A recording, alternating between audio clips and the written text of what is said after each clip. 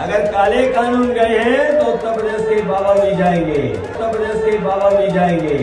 नमस्कार, मैं हूं सौरभ श्रीवास्तव। उत्तर प्रदेश में विधानसभा चुनाव चल रहे हैं। इस बीच तमाम राजनीतिक दल के जो दिग्गज नेता हैं ताबड़तोड़ रैलियां और जनसभाओं के जरिए जनता को संबोधित करने का काम कर रहे हैं और इस दौरान नेता एक दूसरे पर लगातार सिलसिलेवार तरीके से जुबानी हमले करते हुए भी दिखाई दे रहे हैं। इसी कड़ी में उत्तर प्रदेश के पूर्व मुख्यमंत्री और समाजवादी पार्टी के मुखिया अखिलेश यादव ने लखीमपुर खीरी में भी जनसभा की और रैली को संबोधित करते हुए बीजेपी पर जमकर हमला बोला है। हम आपको बता दें कि अखिलेश यादव ने ये कहा है कि गर्मी निकालने वालों की इस बार जनता भाप निकाल देगी और अखिलेश यादव ने ये भी दावा किया है और जनता से उन्होंने संबोधन के दौरान कहा है कि शुरुआत के 2 चरण में समाजवादी पार्टी की बम्पर जीत हो रही है, बीजेपी हार चुकी है, लेकिन बाबा अभी भी मान नहीं रहे। हम आपको बता दें कि योगी आदित्यनाथ को पे उन्होंने तंज कसा है, भारतीय जनता पार्टी पर जमकर हमला बोला है अखिलेश यादव ने जनसभा के दौरान। हम आपको बताते चले कि तीनों कृषि कानून का भी इस दौरान उन्होंने जिक्र किया। उन्होंने कहा है कि जिस तरीके से काका यानी कि तीनों कृषि कानून जो काले कानून है वो चले गए, उसी तरीके से बाबा भी चले जाएंगे। अखिलेश यादव ने क्या कुछ कहा है योगी आदित्यनाथ को लेकर, पहले आप सुनिए। और काका का मतलब है काले कानून। अगर काले कानून गए हैं तो उत्तर प्रदेश के बाबा भी जाएंगे। ये किसान, ये नौजवान वोट डाल डाल करके उन्हें घर पहुंचाएगा। इधर बाबा जी कह रहे थे कि गर्मी बहुत है, गर्मी निकाल रही है, अभी भी नहीं मान रहे हैं। 2 चरणों में हार गए, अभी भी नहीं मान रहे हैं। ये तीसरे चरण का वोट प्रदान दो और फिर चौथे में आप लोग डाल देना। वैसे तो योगी आदित्यनाथ पर उन्होंने हमला किया, इसके साथ ही अखिलेश यादव ने लखीमपुर खीरी में हुई घटना की एक बार फिर से जनता को याद दिलाई है।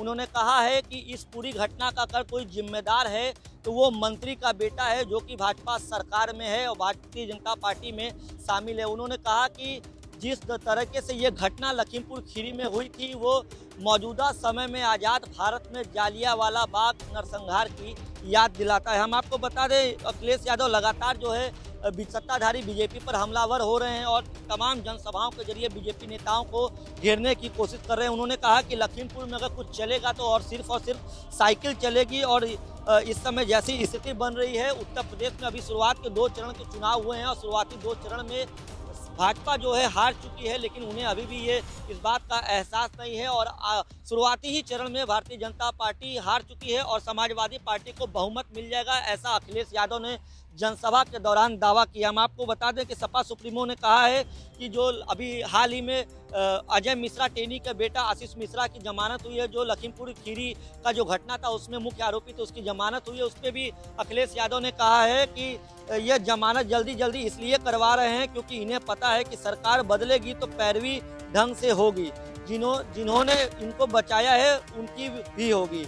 मंत्री पुत्र की वजह से इतने लोगों की जान गई, कोई दोषी है तो सिर्फ और सिर्फ भाजपा दोषी है और किसानों के साथ जो कुछ हुआ है उसको सभी ने देखा है। तो लगातार जो है अखिलेश यादव जनसभाओं को संबोधित कर रहे हैं और भारतीय जनता पार्टी को घेरने का काम कर रहे हैं। हम आपको बता दें उत्तर प्रदेश में अभी तक 2 चरण के मतदान हो चुके हैं। तीसरे चरण का मतदान 20 फरवरी यानी रविवार को होना है। इसके बाद जो है शेष 4 चरण जो बचेंगे वो अवध और पूर्वांचल में होंगे। इसके लिए भी तमाम राजनीतिक दल जो है विशेष तैयारी कर रहे हैं और आने वाले 10 मार्च को मतगणना होगी, जिसके बाद ये स्थिति साफ हो जाएगी कि तमाम राजनीतिक दल के जो नेता हैं मंचों के माध्यम से जनसभा और रैलियों के माध्यम से एक दूसरे पर आरोप और प्रत्यारोप कर रहे हैं वो कितना सार्थक साबित होता है और लखनऊ की जो कुर्सी है, सत्ता की जो कुर्सी है, उस पर कौन काबिज हो पाता है।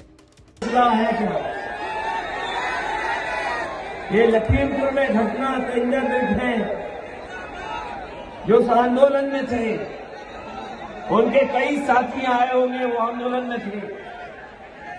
इनका शांतिपूर्ण ढंग से आंदोलन चल रहा है, लेकिन जिस तरह की घटना हुई है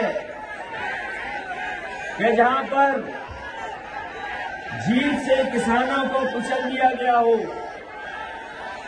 किसानों की जान चली गई, ये आजाद भारत में जलियांवाला बाग को याद दिला रही है घटना।